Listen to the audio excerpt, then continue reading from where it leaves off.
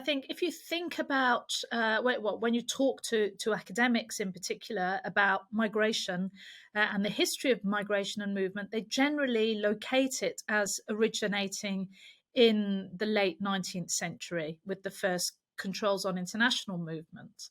But actually, the mobility of the poor has been controlled by states and by rulers for a whole lot longer than that. I mean, in Europe, we can think back to the 9th and 10th centuries.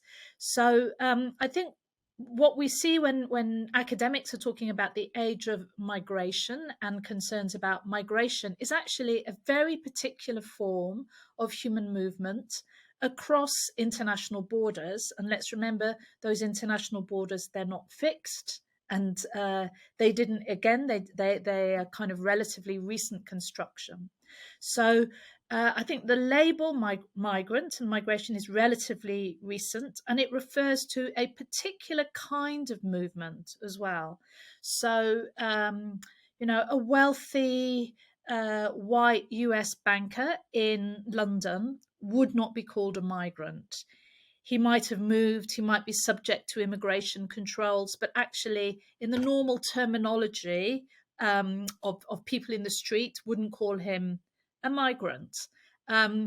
Whereas the woman who cleans his flat, if she's black and in London, might be called a migrant, even if she hasn't crossed an international border.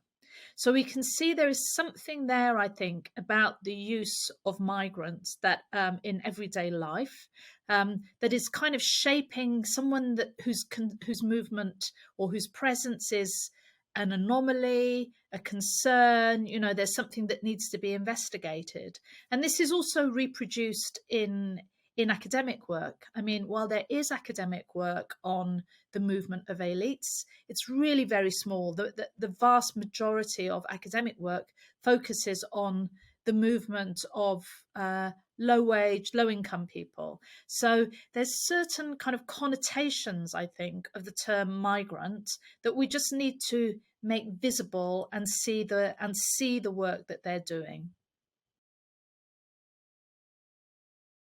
Well, I think that tension has quite deep roots. I think it's important to do something about it, but I don't think we should underestimate the the kind of ways in which it's embedded in our thinking.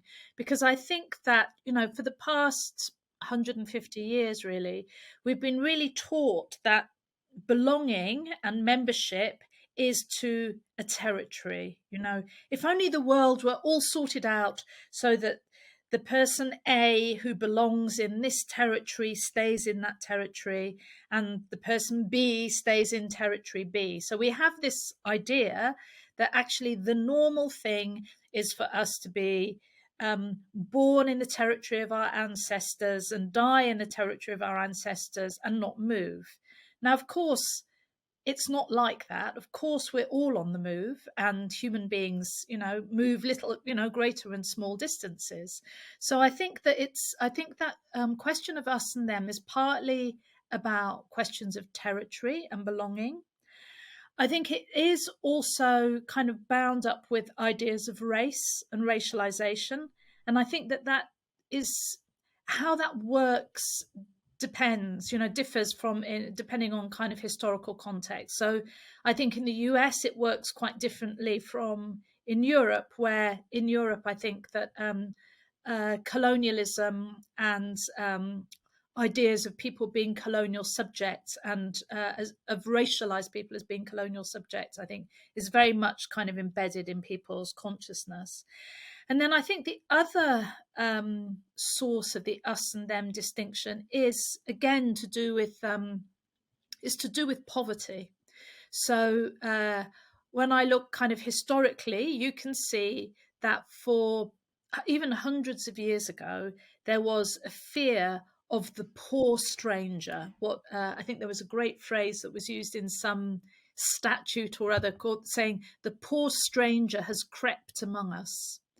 And I think that the concern about resources being limited, so, I have to safeguard my resources for myself and also for my family and my loved ones, because there's only so much to go around, and this person is taking from me, potentially taking from these limited resources.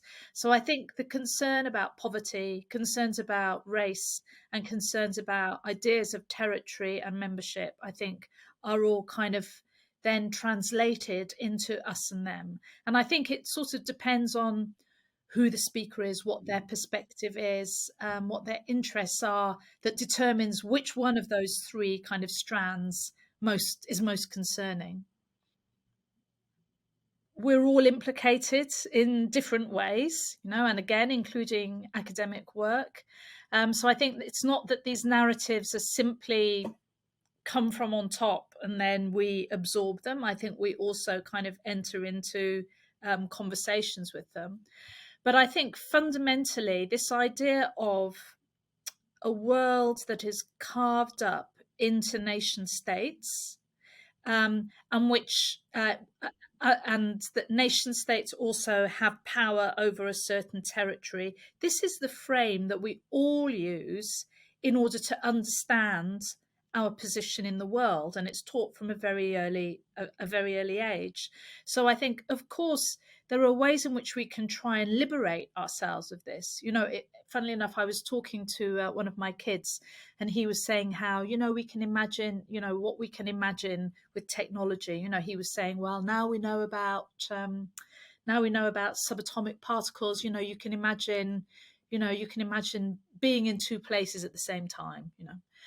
And I was like, yeah, it's funny that the way that we can imagine the power of technology and how things might change in 100 years, but we can't imagine a world without borders.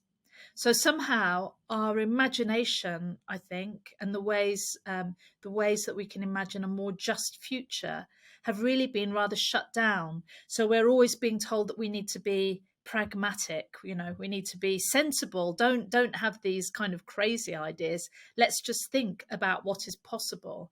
And of course, our decision about what is possible is a political decision, but we're not taught to think of it as a political decision. So I suppose the reason I'm saying this is because I think there are ways in which, while I think that the kind of overarching narrative, which is pressed by states, promulgated by states, promulgated by big corporate interests and the media, all of those huge forces. But I think there are also ways in which we can both resist that by using our imagination, and we need to kind of foster that as a response, because otherwise I think we too become easily implicated in it.